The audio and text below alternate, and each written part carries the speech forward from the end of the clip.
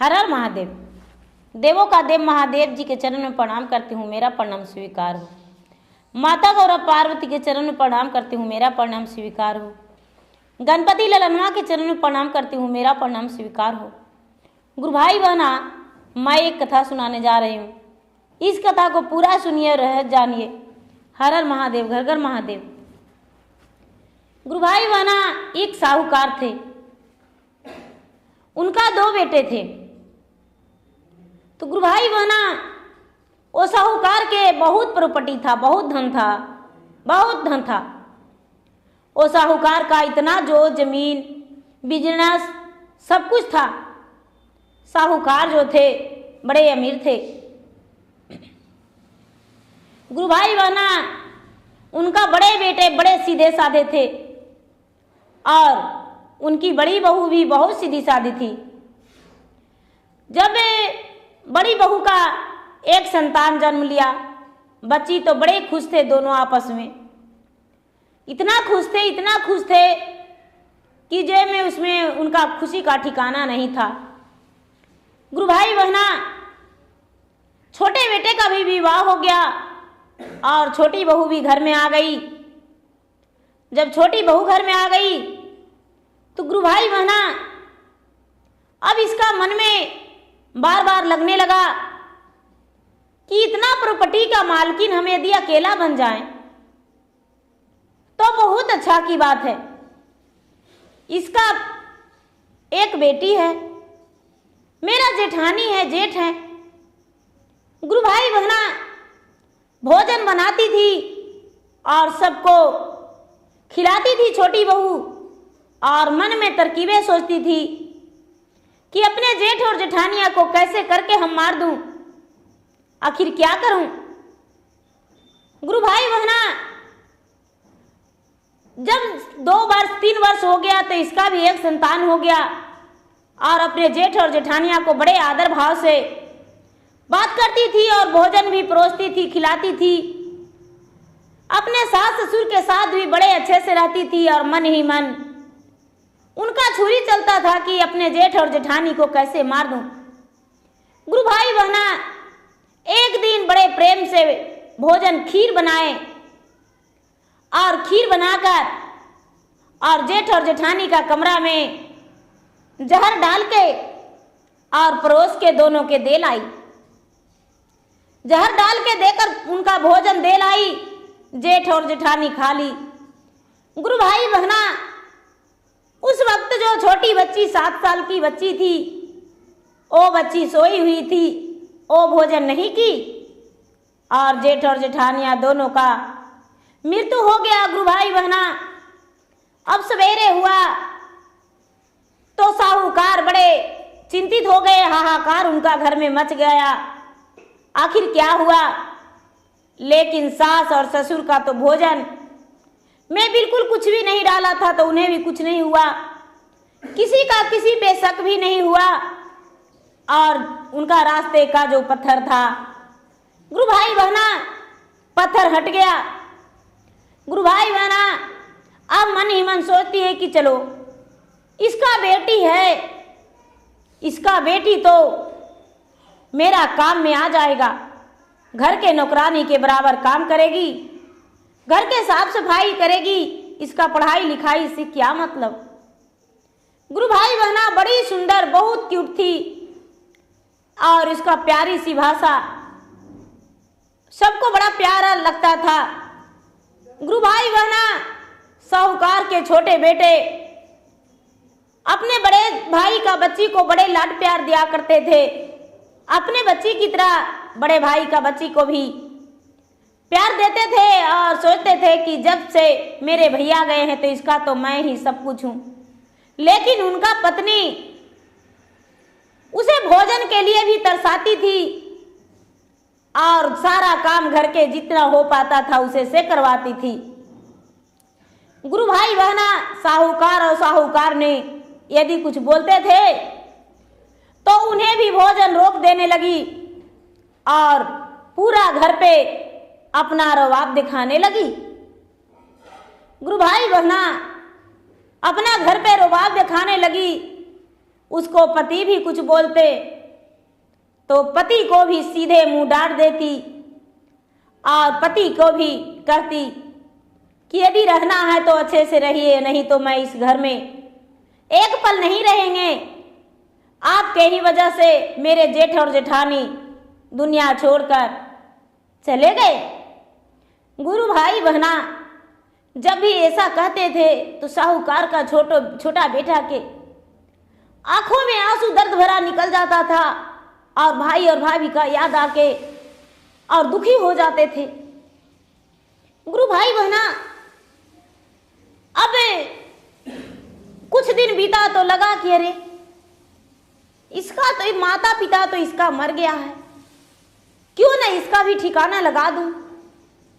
गुरु भाई बहना उस गांव में एक जादूगर आए जो जादू दिखाते हैं, रस्सी पर चढ़ते हैं, अपने कला दिखाते हैं और कला दिखाकर और उनका कमाई हो जाता है। कला दिखा के वो अपना प्रतिपाल करते हैं।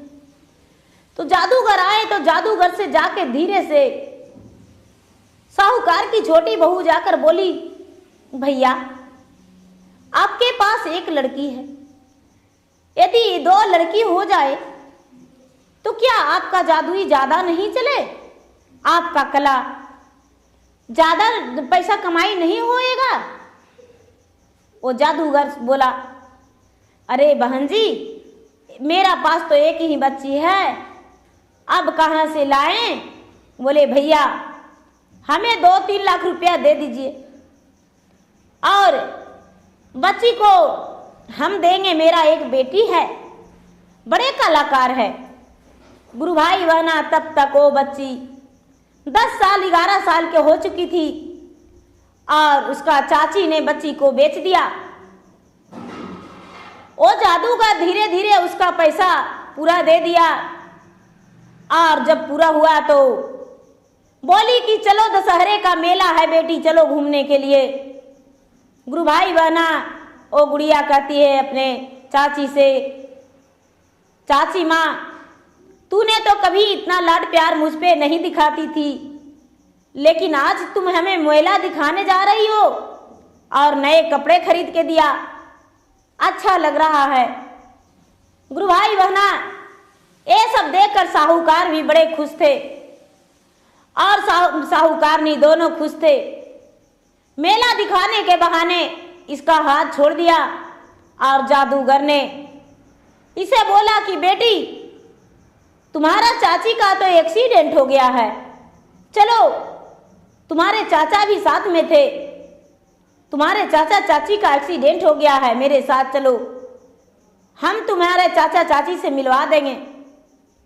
बेचारी अनजान लड़की, नादान लड़की, सीधी सादी भोली भाली अनाथ लड़की, बिना माँ के बच्ची, वो जादूगर के साथ चला गया और जादूगर बोला कि बेटी तू नहीं जानती, तुम्हारे चाची ने तुम्हें 2-3 लाख रुपया में 3 लाख रुपया में बेच दिया है, मैंने धीरे धीरे करके उसका पैसे चुका दिया हूँ और तुम्हें अपना घर ले आया हूँ, तुम्हारा चाचा चाची का एक्सीडेंट नहीं हुआ। गुरु भाई बहना अब बेचारी लड़की जो थी जादूगर के साथ रहने लगी। गुरु भाई बहना सिर्फ 1 सप्ताह ही हुआ कि एक उसी रास्ते से राजकुमार जा रहे थे और सुंदर सी लड़की पे नजर पड़ा तो राजकुमार सोचते हैं मन ही मन कि ये लड़की तो कितना सुंदर है, आह मैं तो पिता का एक लौता वारिस हूं, मेरा बहन नहीं है। जादूगर का तो एक ही बेटी थी, ये कहां से लाया है। जादूगर के घर गया और बोला, जादूगर भैया तुम कहां से बच्ची को लाया है। जादूगर ने बोला, भैया मेरा तो ये एक ही बेटी थी, मैं इसे खरीदा हूं। जादूगर बोला, कितने में खरीदा है। जादूगर से पूछा, राजकुमार कितना में खरीदा है भैया।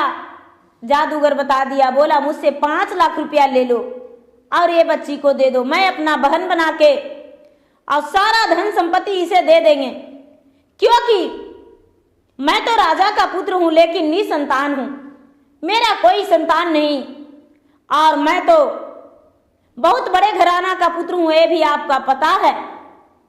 मैं इसे अपना बहन बना के और अपना घर में रखेंगे और विवाह करके अपना घर जमाई बनाकर और अपना राजपाट दे देंगे।